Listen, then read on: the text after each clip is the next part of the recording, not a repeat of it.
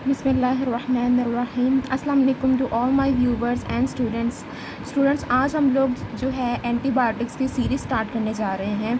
Antibiotics की series में हम लोग एंटी बैक्टीरियल और एंटी वायरल, एंटी प्रोटोजोल सारा कुछ हम लोग उसको में कवर करेंगे और एंटी कैंसर भी, ठीक है इंशाल्लाह।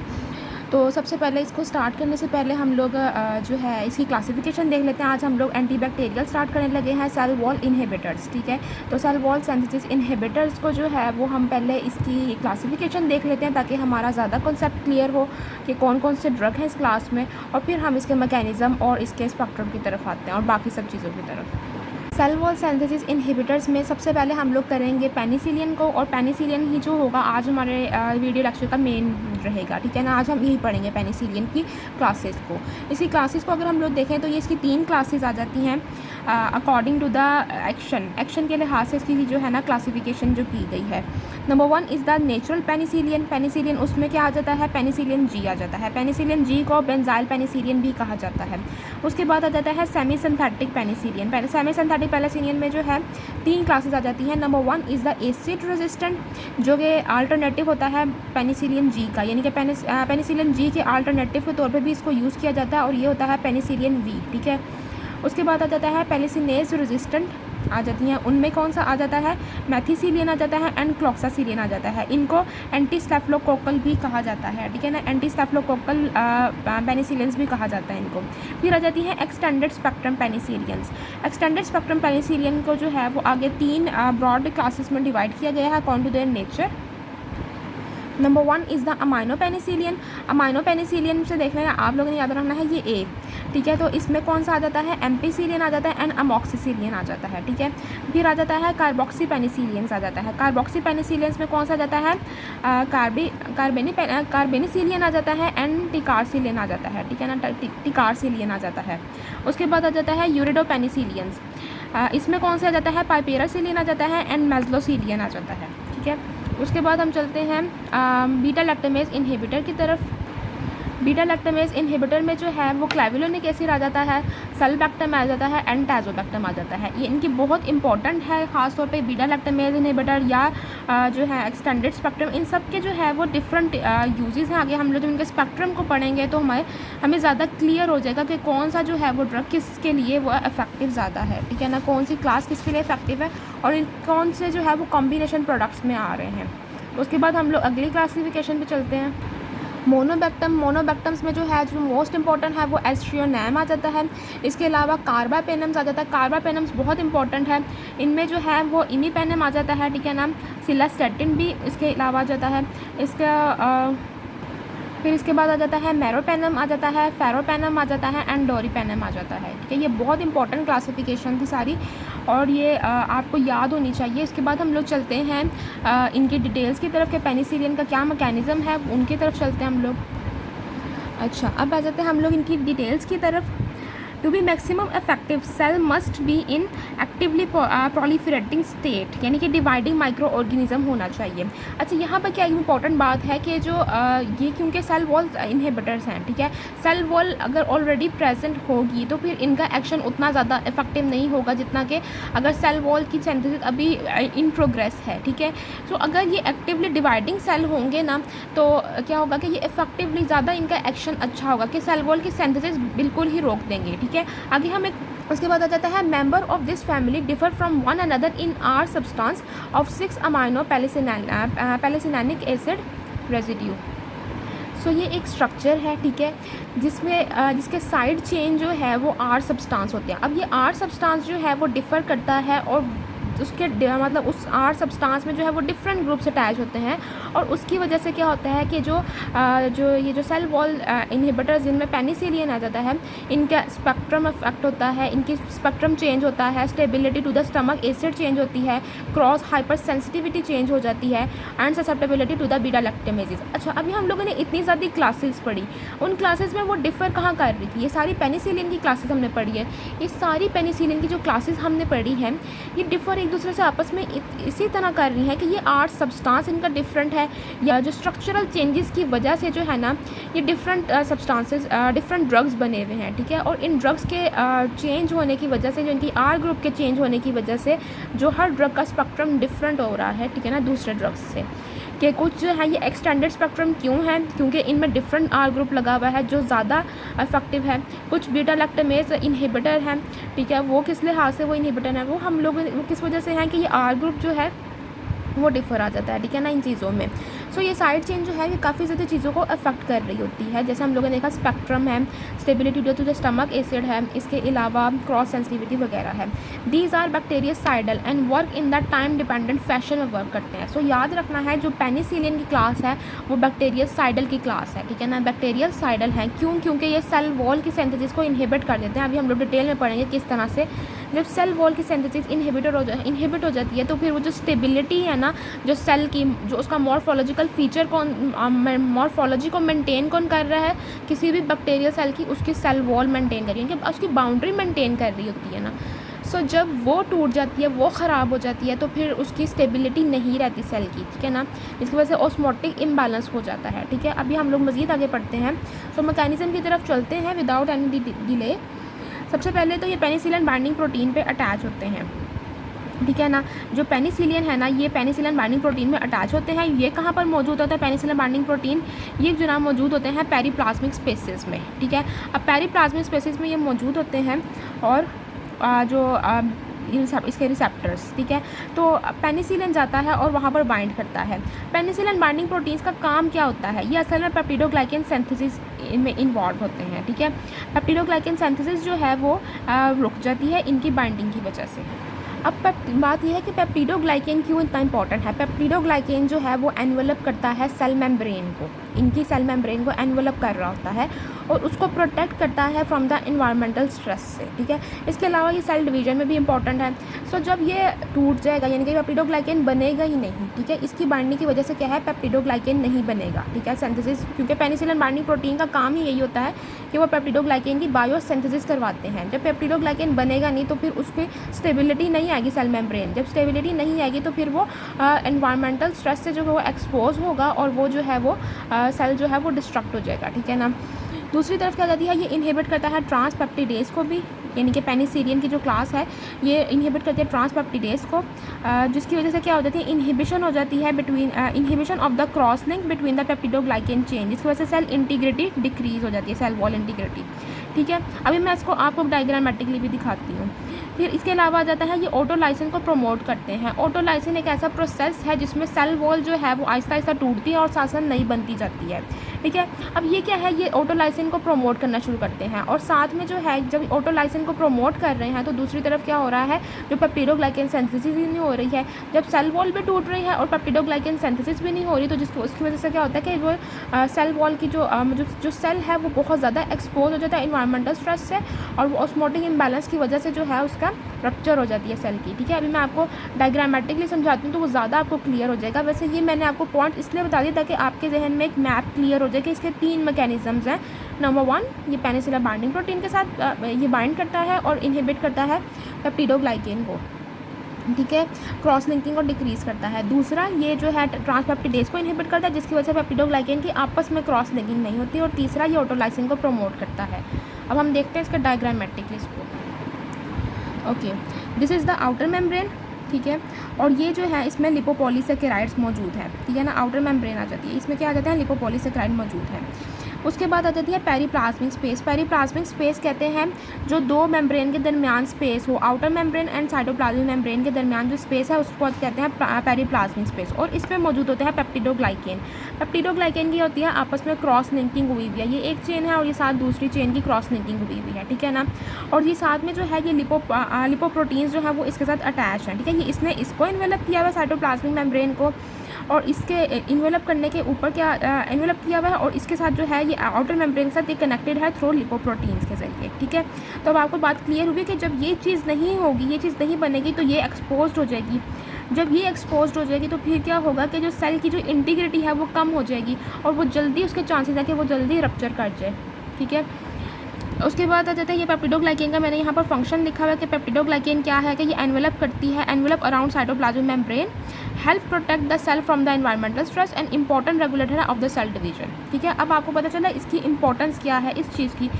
जो ट्रांसपेप्टिडेज को जब इनहिबिट करता है तो इनकी आपस में क्रॉस लिंकिंग नहीं होती है। ठीक है ना, ये आपको मैक्रोस्कोप मतलब इसको थोड़ा बड़ा जो है ना दिखाया हुआ है। इसका मज़ीद अगर आप डिटेल्स में जाएं आपको इमेजेस मिलेंगी ऑन द इंटरनेट, तो वो बहुत ज़्यादा आपको क्लियर नहीं नज़र आएगा कि किस तरह की इनकी जो है वो आपस में बाइंडिंग हुई होती है पेप्टिडोग्लाइकेन चेन की। ठीक है, तो क्या होता है कि जब ये एक्सपोज हो जाता है, इसके अलावा ये पेनिसिलिन बाइंडिंग प्रोटीन के साथ भी ये बाइंड करता है। पेनिसिलिन बाइंडिंग प्रोटीन्स जो हैं वो कहा जाता है कि ये आउटर मेम्ब्रेन पे भी मौजूद होती हैं और इनर मेम्ब्रेन पे भी मौजूद होती हैं, यानी साइटोप्लाज्मिक मेम्ब्रेन के ऊपर भी मौजूद होते हैं और इसके ऊपर भी मौजूद होते हैं। ठीक है ना, और इनका क्या काम होता है कि पेप्टिडोग्लाइकेन सिंथेसाइज करवाना। ठीक है, अब आपको बात क्लियर होगी कि किस तरह से ये बैक्टीरियल सेल मेम्ब्रेन्स हैं। ठीक है ना, ये सेल मेम्ब्रेन है तो क्या होता है कि ये एक्सपोज्ड हो रही है, इसका मकसद ये है। ठीक है ना, इसकी सेल मेम्ब्रेन इतनी अच्छी नहीं होती, सेल वॉल जब टूटती है ऑटोलाइसिस के प्रोसेस के ज़रिए पेप्टिडोग्लाइकेन नीचे होता नहीं है। ठीक है ना, ये टूटती है, नीचे जो है पेप्टिडोग्लाइकेन होता नहीं है इसकी प्रोटेक्शन के लिए। ठीक है, और फिर जो है ये रप्चर हो जाता है सेल। समझ आइए। अब आप लोग को अगर कोई कन्फ्यूजन हो तो आप लोग मुझसे पूछ सकते हैं, फेसबुक थ्रू पेज के थ्रू भी जो है आप कॉन्टैक्ट कर सकते हैं मुझसे। सबसे पहले हम देखते हैं कि नेचुरल पेनिसिलिन का क्या जो है वो स्पेक्ट्रम है। नेचुरल पेनिसिलिन मैंने आपको बताया ये बेंजाइल पेनिसिलिन भी इसको कहा जाता है। ये एक कॉर्नरस्टोन थेरेपी है for the number of the gram positive and gram negative cocci के लिए। ठीक है ना, और ग्राम पॉजिटिव बेसिलाई के लिए, यानी कि क्या है कि ये ग्राम नेगेटिव कोकाई के लिए इफेक्टिव नहीं है। ठीक है ना, ग्राम नेगेटिव बेसिलाई के लिए ये इफेक्टिव नहीं है। ग्राम नेगेटिव कोकाई के लिए तो ये इफेक्टिव है। ठीक है, लेकिन ग्राम नेगेटिव बेसिलाई के लिए ये इफेक्टिव नहीं है। ठीक है ना, वो थोड़ा सा मेरे से मिस्टेक होगी। अब मैं आपको दोबारा से एक दफ़ा क्लियर कर देती हूँ। ये किसके लिए इफेक्टिव है? ग्राम पॉजिटिव और ग्राम नेगेटिव कोकाई के अगेंस्ट इफेक्टिव है और ग्राम पॉजिटिव बेसिलाई के अगेंस्ट। यानी कि सिंपली आप लोगों ने याद रखना है कि ये हमारे पास 4 क्लासेज होती हैं मेजर इंपॉर्टेंट जो हैं, ग्राम पॉजिटिव और ग्राम नेगेटिव कोकाई और ग्राम पॉजिटिव और ग्राम नेगेटिव बेसिलाई। ठीक है, जो ये पेनिसिलिन जी है ये किस सबके अगेंस्ट इसको यूज़ किया जाता है except of the gram negative bacilli. ठीक है, उसके बाद आ जाती है गैस गैंग्रीन के लिए ये ड्रग ऑफ चॉइस है, जो कि कॉज कौन करता है? क्लॉस्ट्रीडियम परफेरेंसिस। बहुत इंपॉर्टेंट है गैस गैंग्रीन। अब आप लोगों ने सर्च करना है गूगल इमेजेस पे जाके कि गैस गैंग्रीन कैसा दिखता है। ये बहुत इंपॉर्टेंट है और इसकी वजह से बाज़ औक़ात एम्प्यूटेशन करनी पड़ जाती है अगर ये बहुत ज़्यादा बढ़ जाए तो। ठीक है, इसके अलावा साइफिलिस आ जाती है, उसके लिए भी जो है ये यूज़ होता है। और साइफिलिस कौन कॉज कर रहा होता है? ट्रिपोनीमिया पैलेडियम। ठीक है, पेनिसिलिन वी के बारे में अगर हम लोग बात करें तो ये एसिड स्टेबल ज़्यादा है। जैसे मैंने आपको पहले क्लासिफिकेशन में बताया था कि ये एसिड रेजिस्टेंट की एक क्लास है जिसमें पेनिसिलिन वी था।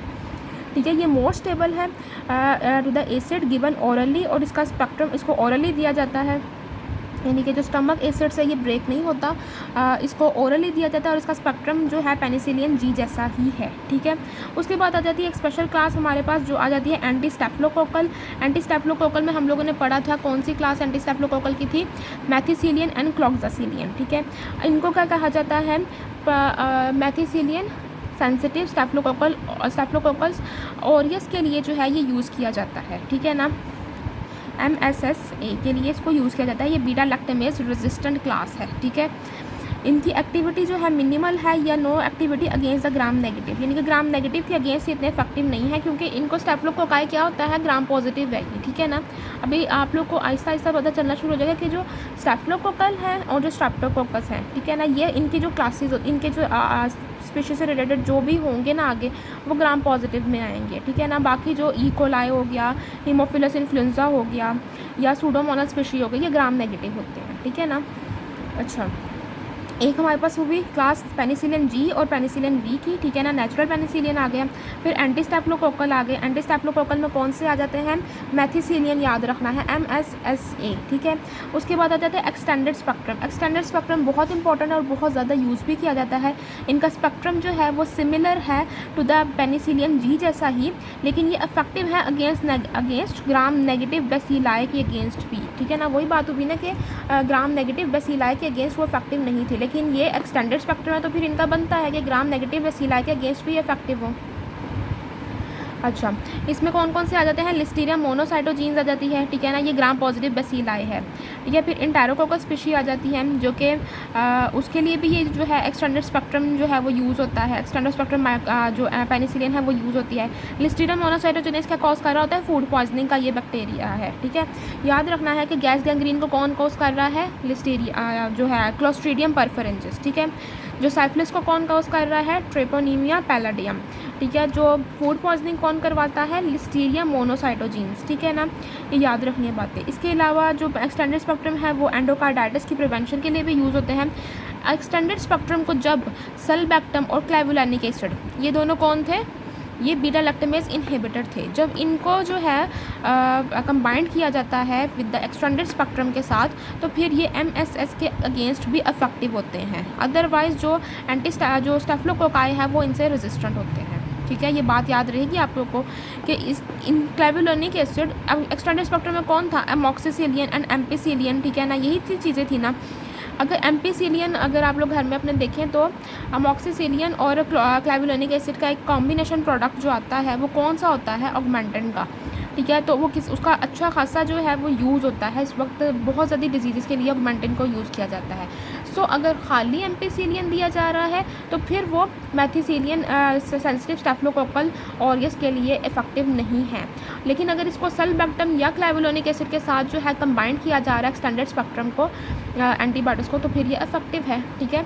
उसके बाद आ जाते हैं एंटीसूडोमोनाल। एंटीसूडोमोनाल बहुत इंपॉर्टेंट है। एंटीसूडोमोनाल भी एक्सटेंडेड स्पेक्ट्रम के पाइपेरासिलिन आ जाती है, ठीक है ना, एंटीकार्सिलिन आ जाती है इस क्लास में, ठीक है। ये भी एक्सटेंडेड स्पेक्ट्रम की भी एक क्लास है, यूरिडोपेनिसिलियन में आता था और कार्बोक्सीपेनिसिलियंस में आता था, अगर आप लोगों ने देखा हो, गौर किया हो, ठीक है। तो इनका कॉम्बिनेशन विद द क्लेवुलानिक एसिड या टाइजोबैक्टम, अगर इनको भी कंबाइन किया जाए, यानी पाइपेरासिलिन को या टिकारसिलिन को कंबाइन किया जाए क्लेवुलानिक एसिड या टाइजोबैक्टम के साथ, जो कि बीटा लैक्टमेज इनहिबिटर हैं, तो फिर इनका स्पेक्ट्रम जो है वो इंक्रीज़ हो जाता है, ठीक है। अब हम लोगों ने स्पेक्ट्रम देख लिया, अब हम चलते हैं इनके एडवर्स ड्रग रिएक्शंस की तरफ। अब हम चलते हैं ADRs की तरफ। एडवर्स ड्रग रिएक्शन के जो है वो बहुत इंपॉर्टेंट है। देखिए डायरिया तो जो है वो सबसे पहले अगर हम लोग डायरिया को देखें तो वो बहुत कॉमन है हर एंटीबायोटिक्स के साथ ही, ठीक है ना, क्योंकि ज़्यादा एक्सटेंडेड स्पेक्ट्रम जो होती हैं वो जो नॉर्मल फ्लोरा होती है बैक्टीरिया का वो ख़राब कर देते हैं, जो हमारे इंटेस्टाइन में मौजूद होता है उसको ख़राब कर देते हैं, उसको डिस्ट्रॉय कर देती हैं बैक्टीरिया को, ठीक है। तो डायरिया तो एंटीबायोटिक्स के साथ बहुत कॉमन है, ठीक है। लेकिन जो आप लोगों ने ज़्यादा याद रखनी है, ख़ासतौर पर पेनिसिलिन के साथ वो याद रखनी है, 3 से 4 जिसके ADR होंगे, ठीक है ना। Number 1 is the hyper sensitivity, ठीक है ना, ये 5% पेशेंट में होती है हाइपर सेंसिटिविटी। अच्छा, ये हाइपर सेंसिटिविटी का बात ये होती है कि ये काफ़ी ज़्यादा ड्रग्स के साथ जो है ये इसका प्रॉब्लम होती है कि हाइपर सेंसिटिविटी हो सकती है ड्रग्स के साथ। उसके बाद आ जाता है मोस्ट इंपॉर्टेंटली नेफ्राइटिस आ जाता है, ठीक है ना, ये किसके साथ आता था, तो कॉमन है मेथिसिलिन के साथ, ठीक है। अच्छा, डायरिया के साथ कॉमन है एक्सटेंडेड स्पेक्ट्रम। जो नेफ्राइटिस यानी कि जो किडनी की जो किडनी में जो नेफ्रॉन प्रेजेंट होते हैं उनकी इन्फ्लेमेशन, वो किसके साथ कॉमन है, वो कॉमन है मेथिसिलिन के साथ, ठीक है। उसके बाद आ जाते हैं न्यूरोटॉक्सिसिटी। न्यूरोटॉक्सिसिटी अगर इंट्राथीकल इंजेक्शन दिया जाए तो वो कॉज करता है सीजर्स, ठीक है। इसके अलावा ये कॉज करता है गाबर्जिक इनहिबिशन कॉज करता है, ठीक है ना, ये पेनिसिलिन की क्लास। इसके अलावा हेमाटोलॉजिकल टॉक्सिसिटीज आ जाती हैं, ये डिक्रीज़ करता है कोएगुलेशन। ये कोएगुलेशन कौन डिक्रीज़ कर रहा होता है, पाइपेरासिलिन, टिकारसिलिन, ठीक है ना, और ये कौन है एक्सटेंडेड स्पेक्ट्रम में ही है, ठीक है ना। और ये अगर अभी हम लोग अगर ऊपर स्पेक्ट्रम के लिहाज से देखें तो ये किस में आ रहे थे, ये आ रहे थे जनाब एंटीसूडोमोनाल में आ रहे थे, ठीक है ना। तो ये क्या कॉज करते हैं, हेमाटोलॉजिकल टॉक्सिसिटी। और साइटोपेनियास कॉज करते हैं अगर इनकी थेरेपी मोर देन 2 वीक्स से ज़्यादा हो तो फिर, ठीक है। सो इसके साइड इफ़ेक्ट्स थे, ठीक है ना, कौन कौन से, हाइपर सेंसिटिविटी, ठीक है। इसके अलावा डायरिया एक्सटेंडेड स्पेक्ट्रम के साथ कॉमन था। जो आ जाता है नेफ्राइटिस वो मेथिसिलिन के साथ कॉमन है, ठीक है। जो न्यूरोटॉक्सिसिटी वो इंट्राथीकल इंजेक्शन लिया जाए उस वक्त कॉमन है। और हेमाटोलॉजिकल टॉक्सिसिटी कब कॉमन है, जब एंटीसूडोमोनाल जो है एंटीबायोटिक्स जैसे पाइपेरासिलिन और टिकारसिलिन वो ली जा रही हो तब वो कॉमन है, ठीक है। अब हम चलते हैं रेजिस्टेंस की तरफ कि इन एंटीबायोटिक्स का रेजिस्टेंस किस तरह से डेवलप होता है। पेनिसिलिन आपको पता है कि पहली एंटीबायोटिक कंसिडर की जाती है और ये बहुत ज़्यादा यूज़ होती थी, जिसकी वजह से इसका Aahista Aahista with the passage of time जो है ना, इसका रेजिस्टेंस डेवलप होने शुरू हो गया। और वही बात जो है, उसी बात की वजह से जो है मज़ीद एंटीबायोटिक्स जो हैं वो वजूद में आई हैं। ठीक है, क्योंकि पेनिसिलिन का रेजिस्टेंस डेवलप हो गया था। अब रेजिस्टेंस अगर हम लोग पेनिसिलिन का रेजिस्टेंस देखें तो दो चीज़ों की वजह से तो हो सकता है मोस्ट कॉमनली। एक तो जो है कि पेप्टिडोग्लाइकेन वॉल ही ना हो। ठीक है, पेप्टिडोग्लाइकेन हो ही ना, तो पेप्टिडोग्लाइकेन नहीं होगा तो फिर पेनिसिलिन की जो क्लास हैं, जो सारी क्लासेस हैं, वो इनहिबिट किसको करेंगी। ठीक है, तो एक तो ये चीज़ है कि पेप्टिडोग्लाइकेन हो ही ना, वो किस में आती है, माइकोप्लाज्मा में आ जाती है। माइकोप्लाज्मा निमोनिया एक बैक्टीरिया है जिसमें सेल वॉल मौजूद नहीं होती। इसको आप याद किस तरह से रखेंगे, माइकोप्लाज्मा है। ठीक है ना, ये जस्ट प्लाज्मा मेम्ब्रेन इसमें है, इसमें सेल वॉल है ही नहीं। ठीक है, तो इसमें सेल वॉल नहीं है, तो इस वजह से क्या है कि ये रेजिस्टेंट है, उसको इस पर इफेक्ट नहीं करेगी पेनिसिलिन की कोई भी क्लास। फिर एक आ जाती है माइकोबैक्टीरियल, इसको माइकोबैक्टीरियल के साथ मिक्स नहीं करना।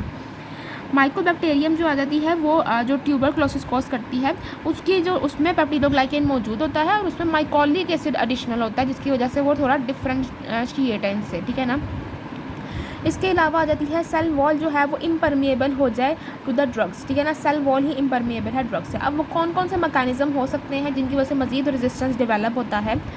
Number 1 is the beta lactamase इन जो एक्टिविटी, यानी कि ये एक एंजाइम है। ठीक है ना, जो कि क्या करता है, एंटीबायोटिक्स को हाइड्रोलाइज कर देता है, यानी कि ब्रेक कर देता है।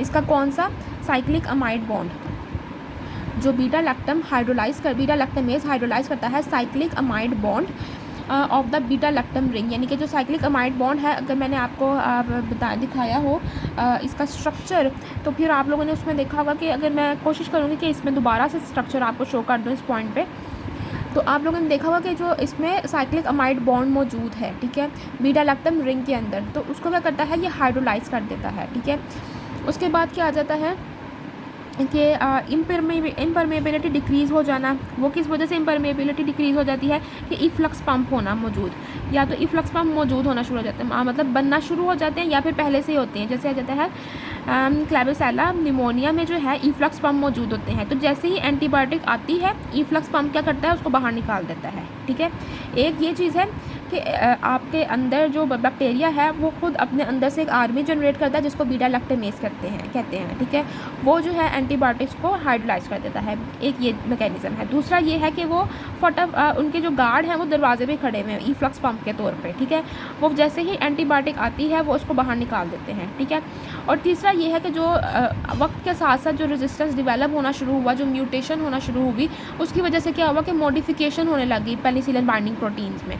तो पेनिसिलिन बाइंडिंग प्रोटीन्स में जब मॉडिफिकेशन हुई है तो उसकी वजह से क्या होगा कि अफिनिटी नहीं है उनकी इतनी। ठीक है ना, बीटा लैक्टम एंटीबायोटिक से उनकी अफिनिटी नहीं है इतनी, कि मतलब उनकी सही तरह बाइंडिंग नहीं होती है। ठीक है, बीटा लैक्टम एंटीबायोटिक्स की पेनिसिलिन बाइंडिंग प्रोटीन के साथ अब वो प्रॉपर बाइंडिंग नहीं कर पाते क्योंकि उन्होंने मॉडिफाइड कर लिए हुए हैं। ठीक है, ये बात भी क्लियर हुई कि इसके रेजिस्टेंस का मैकेनिज्म कौन कौन से हैं। एक है वो अपने अंदर से आर्मी भेज रहा है, ठीक है, बीटा लैक्टेमेज की फॉर्म में।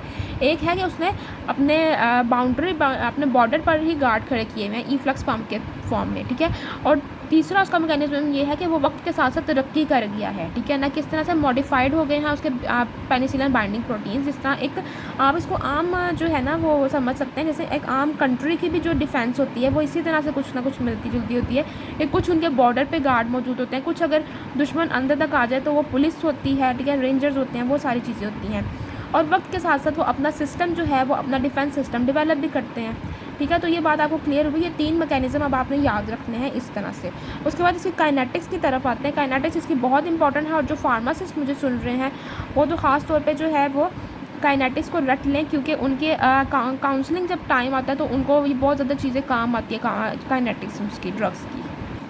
एक और बात कि ये जो ग्राम पॉजिटिव बैक्टीरिया होते हैं ना वो सिक्रेट करते हैं बीटा लैक्टेमेज सेल के बाहर। ठीक है ना, सेल के बाहर से ही जो है ना मतलब वो सेल के बाहर ही जो है ना वो भेज देते हैं। ठीक है, और जो ग्राम नेगेटिव है वो पेरीप्लाज्मिक स्पेस मैंने आपको दिखाया ना, पेरीप्लाज्मिक स्पेस में जो है वो रिलीज़ करते हैं बीटा लैक्टेमेज। ठीक है, तो ये बात क्लियर हुई आप लोग को। उसके बाद काइनेटिक्स की तरफ चलते हैं।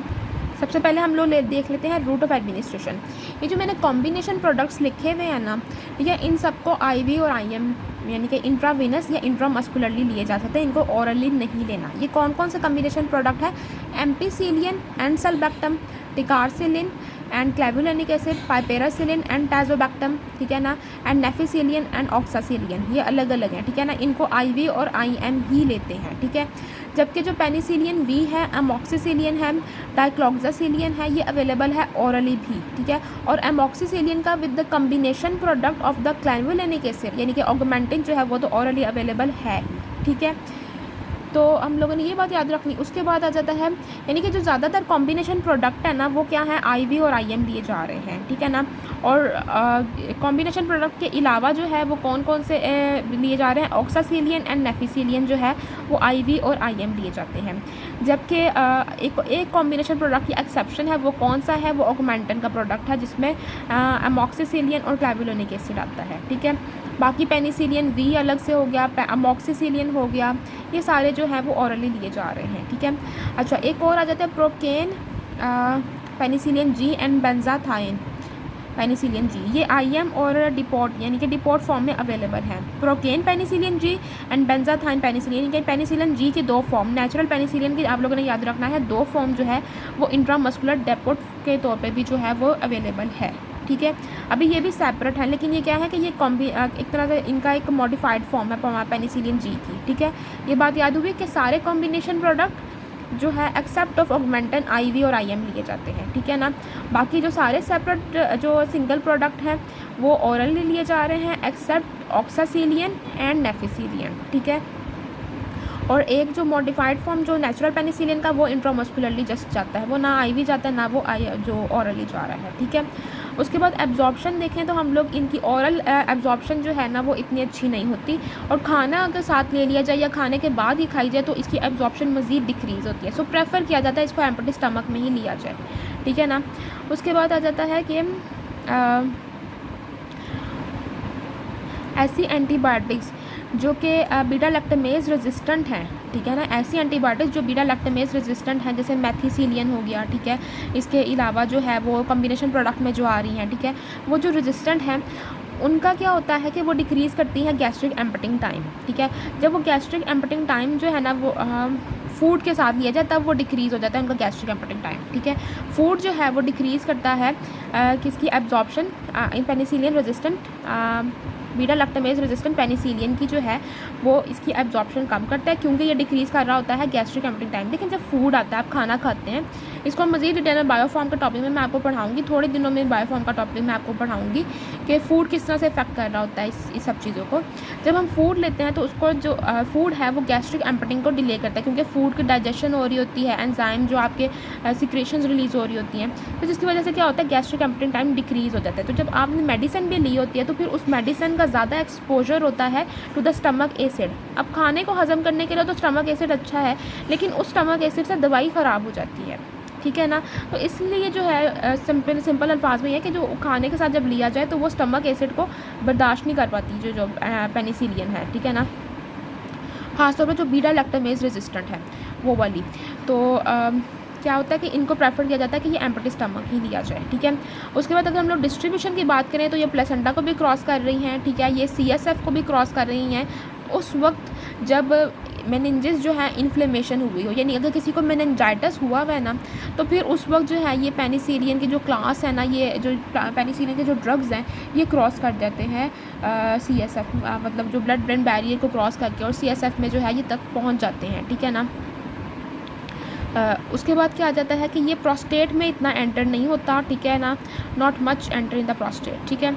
अच्छा, अगर हम लोग यहाँ पर देखें कि एक्सक्रीशन, तो एक्सक्रीशन इसकी किडनी के थ्रू है, ठीक है ना। इसके अलावा ये ब्रेस्ट मिल्क में भी वो रिलीज़ होता है, सो इसको आप अवॉइड किया जाता है, इसको ब्रेस्ट फीडिंग में, प्रेगनेंसी में अवॉइड किया जाता है, ठीक है ना। इसके अलावा जो है ये प्रोबेनिसिड बहुत इंपॉर्टेंट, वेरी इंपॉर्टेंट, ये MCQs पॉइंट ऑफ व्यू से बहुत इंपॉर्टेंट है कि प्रोबेनिसिड इसकी जो सिक्रेशन को वो कम करता है पेनिसिलिन की, ठीक है ना। कैसे कि ये कम्पीट करता है active tubular secretion via organic acid transporter, ठीक है। तो अब क्या होता है कि एक मैकेनिज़्म है एक्टिव ट्यूबुलर सिक्रेशन के ज़रिए जो है वो किडनी से जो है वो रिलीज़ होती हैं, ठीक है ना, एलिमिनेशन होती है, क्लियरेंस होती है ड्रग्स की, ठीक है ना। लेकिन प्रोबेनिसिड जो है वो क्या करता है, वो उस एरिया को कवर कर लेता है। जब सारे एरिया को वो ऑक्यूपाई कर लेता है तो फिर पेनिसिलिन का रिलीज़ नहीं, यानी कि क्लियरेंस नहीं हो पाती है। जब क्लियरेंस नहीं हो पाती है तो क्या होता है कि पेनिसिलिन का लेवल जो ब्लड में वो इंक्रीज़ हो जाता है, ठीक है। तो ये इसका इंटरेक्शन है, बहुत इंपॉर्टेंट है। आप लोगों ने जब भी काउंसलिंग करने लगो या प्रिस्क्रिप्शन चेक कर रहे हो, फिजिशियन को ध्यान रखना चाहिए एक तो कि वो प्रोबेनिसिड इसके साथ जो है वो ना दे, ठीक है। और बाकी फार्मासिस्ट को भी चेक कर लेना चाहिए प्रिस्क्रिप्शन पे कि प्रोबेनिसिड तो नहीं साथ दी जा रही है, क्योंकि इसका इंटरेक्शन हो जाता है। एक और बात जो इसकी डिस्ट्रीब्यूशन के बारे में मैंने आपको बताया कि ये इन्फ्लेम्ड अगर मेनिंजेस हों तो फिर ये डिस्ट्रीब्यूट होता है, पेनिट्रेट करता है CSF के अंदर। तो ये ग्राफिकल जो है इसकी रिप्रेजेंटेशन बहुत इंपॉर्टेंट है, अक्सर MCQs और इस तरह पूछ ली जाती है वाइवा वगैरह में। देखें, जो फर्स्ट डे है ना, जब इन्फ्लेमेशन थी तो उस वक्त जो थी इसकी पेनिट्रेशन ज़्यादा थी पेनिसिलिन की, but with the passage of the time जैसे जैसे इन्फ्लेमेशन जो है वो रिजॉल्व होना शुरू हो गई, ठीक है ना, अब रिकवरी स्टार्ट होना शुरू हो गई, उसकी पेनिट्रेशन जो है वो with the 5th day and 10th day वो कम होने लगी, ठीक है ना। So penetration in the CSF versus the time after the administration, तो उसके बाद जो है ना वो कम होना शुरू हो जाती है, इसकी पेनिट्रेशन जो है वो कम हो जाती है, ठीक है ना। तो ये बहुत इंपॉर्टेंट रिप्रेजेंटेशन थी इसकी, ठीक है। सो आज के लिए जो है वो इस वीडियो लेक्चर का हमारा जो हमने पढ़ा वो मैकेनिज़्म पढ़ा, हम लोगों ने क्लासिफिकेशन पढ़ी सेल वॉल इनहिबिटर्स की, हम लोगों ने मैकेनिज़्म पढ़े, उसके स्पेक्ट्रम्स पढ़े, ठीक है, काइनेटिक्स एंड रेजिस्टेंस पढ़ा, ठीक है, और ADRs पढ़े। सो अगर इसमें कोई क्वेश्चन हो तो आप मुझे बता सकते हैं, कमेंट्स में भी पूछ सकते हैं और फेसबुक पेज के थ्रू भी मुझसे कॉन्टैक्ट कर सकते हैं। सो नेक्स्ट वीडियो तक के लिए अल्लाह हाफिज़ एंड स्टे ट्यून्ड।